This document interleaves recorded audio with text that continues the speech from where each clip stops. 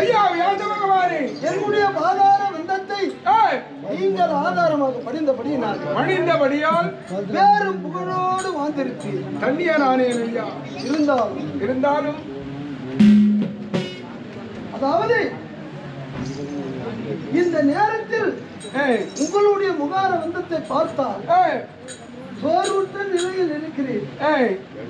என்ன காரணம் என்பதை விளக்கமாக தெரிவித்தால். ஐயா வியாச பகவானே, நான் என்ன சொல்வேன்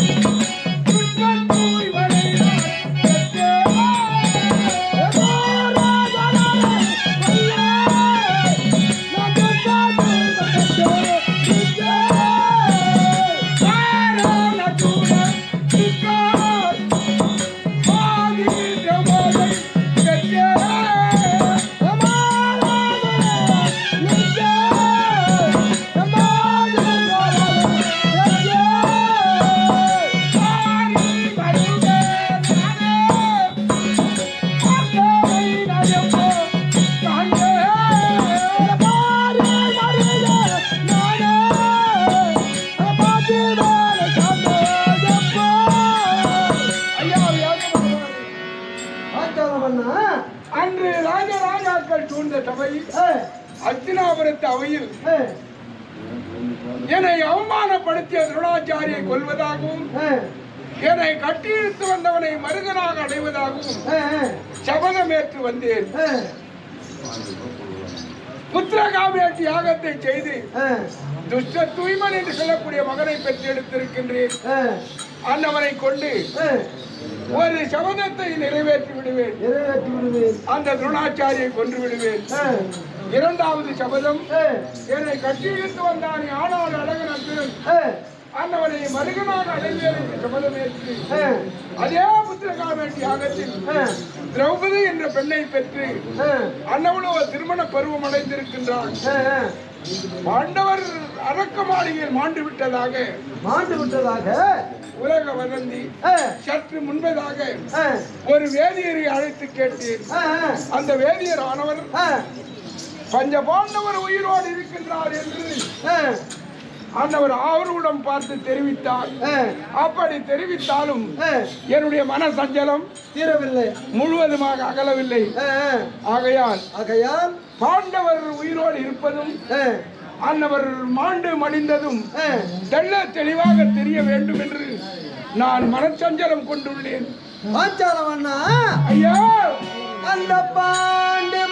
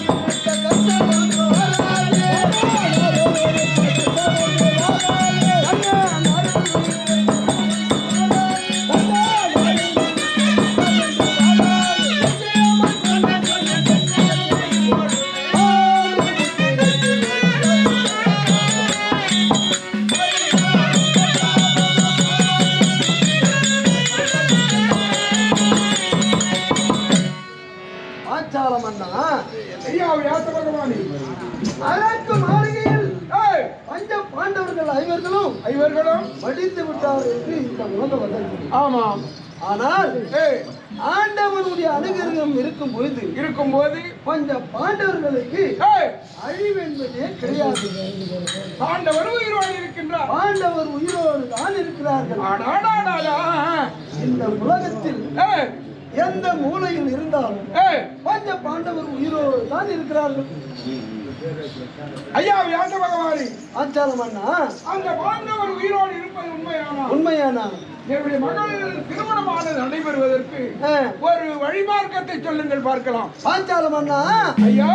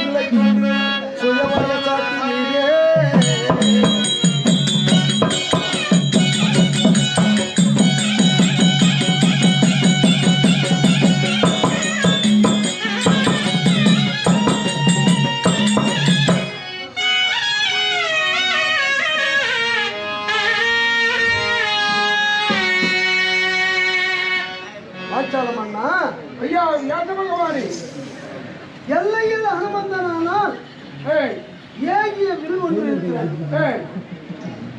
அந்த வில்லை கொண்டு வந்து சுயவரம் நாட்டி இந்த வளையாத வில்லை யார் வளைக்கிறாரோ அன்னவரே பஞ்ச பாண்டவரின் நடிப்பிருந்த பார்த்திபன் என்று நீங்கள் அறிந்து கொள்ளலாம். இந்த வில்லை அந்த அர்ஜுனனை தவிர மற்ற யாராலும் வளைக்க முடியாது. அர்ஜுனனை தவிர மற்ற யாராலும் வளைக்க முடியாத வில்லது. அப்படி அந்த வில்லை கொண்டு வந்து சுயவரம் நாட்டி அந்த வில்லை யார் வளைக்கின்றாரோ அன்னவரே பஞ்ச பாண்டவரின் நடுப்பிருந்த பார்த்திபன் என்று நீங்கள் அறிந்து கொள்ளலாம். அந்த சுயவர ஏற்பாடுக்கு ஏற்பாடு செய்யுங்க.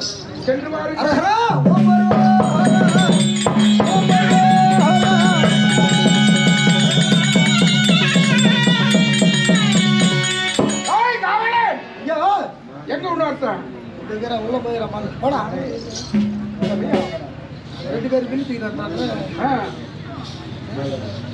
என்னடா அங்க என்ன போற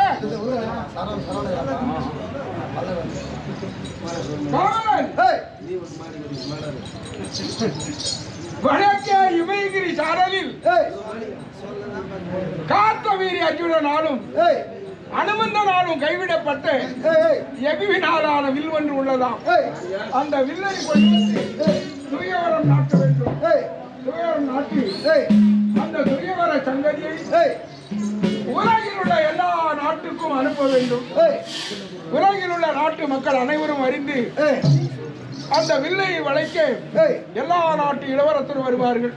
அப்படி வருபவர்கள் கொஞ்சம் பாண்டவரின் நடுப்பில் அந்த அர்ஜுனன் மட்டும் அந்த வளையாத வில்லை வளைப்பானாம். ஆகையால் இமயகிரி சாரல் சென்று அந்த வில்லை சுமந்து வந்து நம்முடைய சுயவர மண்டபத்தின் அருகாமையில் நாட்டி இந்த சங்கரியை லிகிதங்கள் மூலம் எல்லா நாட்டுக்கும் அனுப்ப வேண்டும். அப்படியே ஆகட்டும் ஐயா, அதற்குண்டான ஏற்பாடு செய். சரி சரி.